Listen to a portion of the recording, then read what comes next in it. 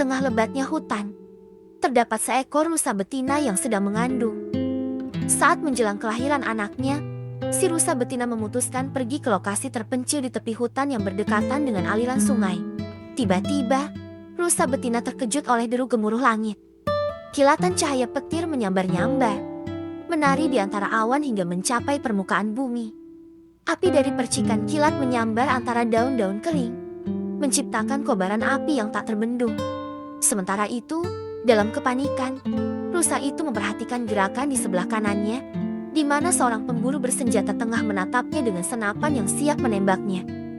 Saat rusa betina melirik ke arah yang berlawanan, keterkejutannya semakin mendalam karena ternyata di sana sudah mengintai seekor singa lapar, siap melompat dan menerkamnya dengan nafsu yang tak terbendung. Dalam sekejap, rusa itu terjebak di antara ancaman pemburu di satu sisi dan singa lapar di sisi lainnya.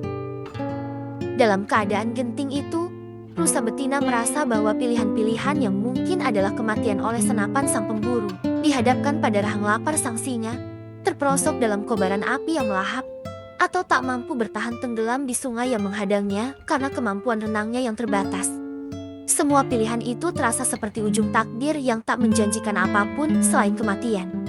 Bahaya mengepungnya dari berbagai penjuru dan tidak ada celah untuk melarikan diri. Rusa betina akhirnya memilih untuk pasrah sambil berupaya melahirkan anaknya. Tiba-tiba, peristiwa tak terduga mulai terjadi. Kilatan petir yang berkepanjangan membuat sang pemburu silau, membuatnya melepaskan senapan secara tidak sengaja. Peluru dari senapan itu tak mengenai rusa betina, melainkan mengenai sang singa yang akhirnya meregang nyawa akibat tembakan tak terduga itu.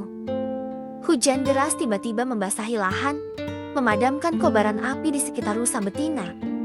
Pemburu kini sibuk mencari tempat berteduh, tak lagi peduli pada keberadaan rusa. Akhirnya, dengan suasana yang aman, rusa betina berhasil melahirkan anaknya dengan selamat.